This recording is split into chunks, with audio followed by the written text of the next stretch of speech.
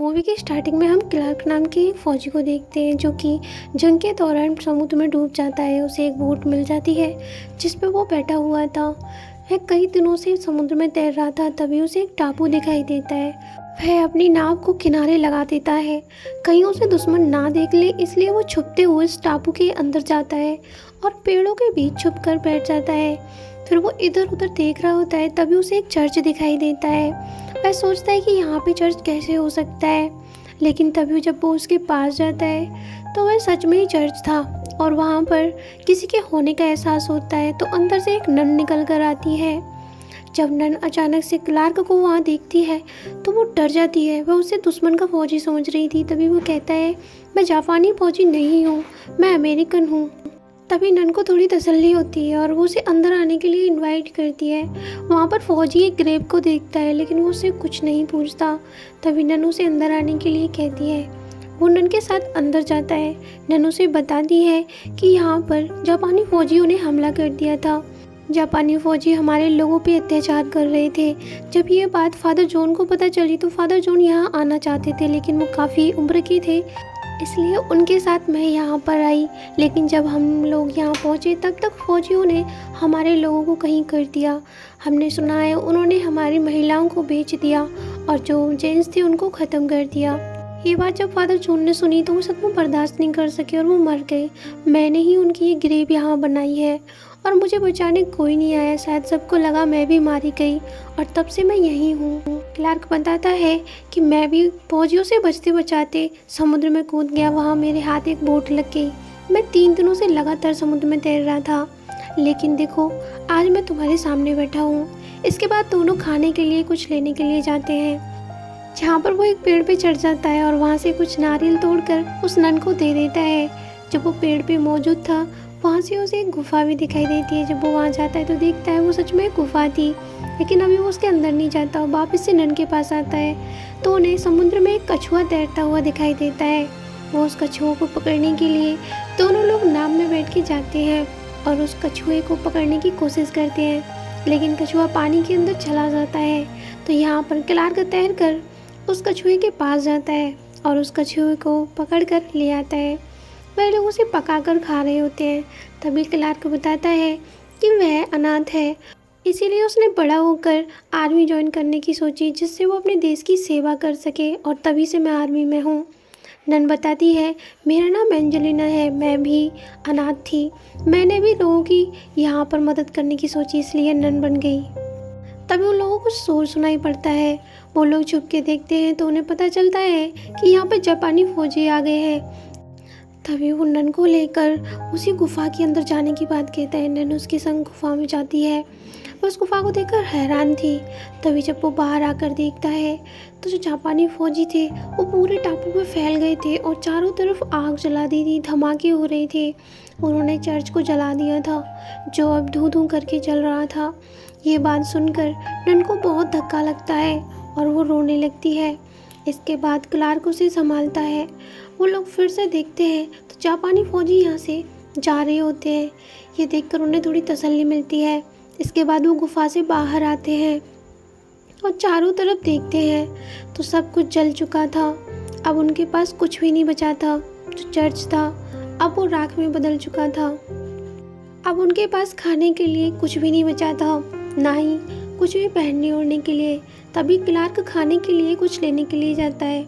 वो समुद्र में से मछलियाँ पकड़ रहा होता है कि तभी अचानक से उसे महसूस होता है कि जैसे कोई समुद्री जहाज उसकी तरफ आ रहा हो।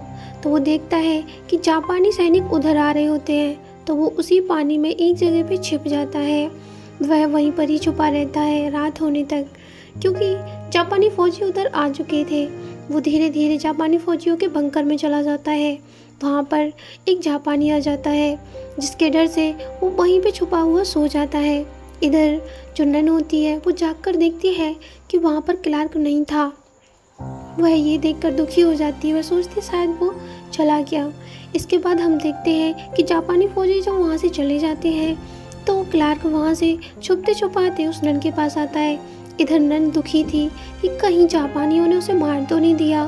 तभी अचानक से क्लार्क नन के पास पहुँच जाता है। नन कहती है कि तुम मुझे बिना बताए यहाँ से क्यों गए। क्लार्क कहता है तुम बाहर क्यों आई? तो वो कहती है मैं ऐसे ही बाहर आऊँगी, अगर तुम मुझे बिना बताए जाओगे तो।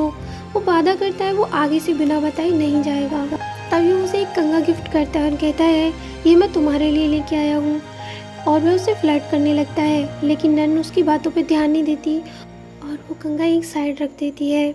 यहाँ पर क्लार्क उसके साथ और भी फ्लर्ट करने की कोशिश करता है और उसे कहता है तुम ये सब कुछ छोड़ क्यों नहीं देती? वो कहती है मैं ये नहीं छोड़ सकती, हमें नन बनने से पहले 5 साल दिए जाते हैं, जिससे अगर हम चाहें तो अपना फैसला बदल सकते हैं।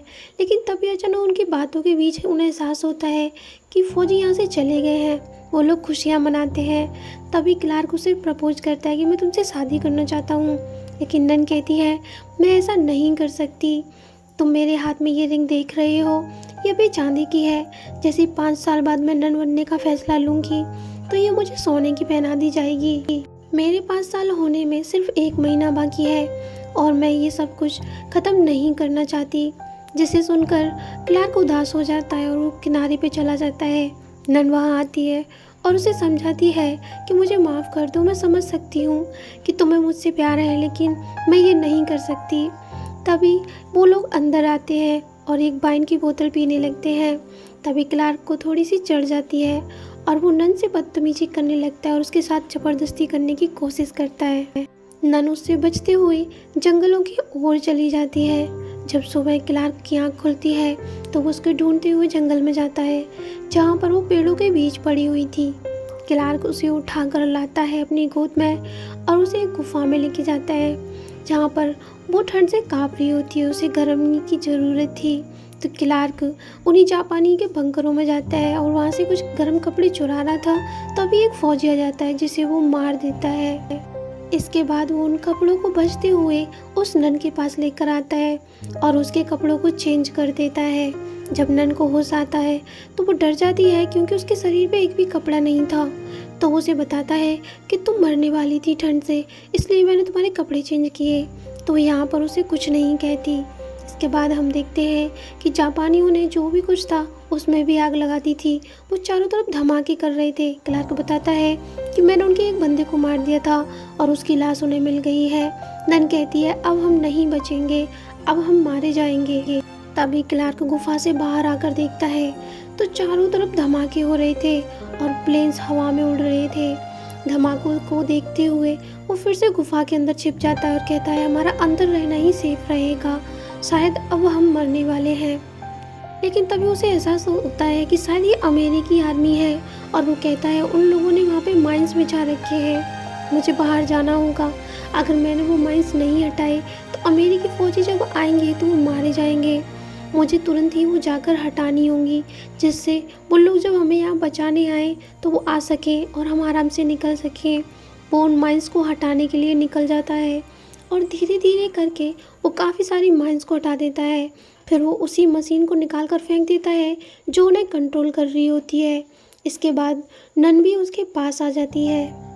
वह नन से कहता है कि तुम मेरे साथ चलो, लेकिन नन इस बार भी उससे कहती है कि मैं भी तुम्हें प्रेम करती हूँ और ज़िंदगी भर याद रखूँगी कि तुमने मुझे जीने की उम्मीद दी, लेकिन मैं तुम्हारे साथ नहीं जा सकती।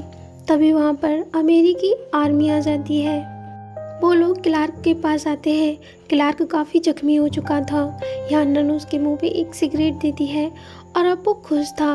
उन दोनों को लेके अमेरिकी आर्मी वहाँ से जाने लगती है, लेकिन नन उसका प्रपोजल एक्सेप्ट नहीं करती और उन दोनों की प्रेम कहानी यहीं ख़त्म हो जाती है और वो हमेशा के लिए अलग हो जाते हैं।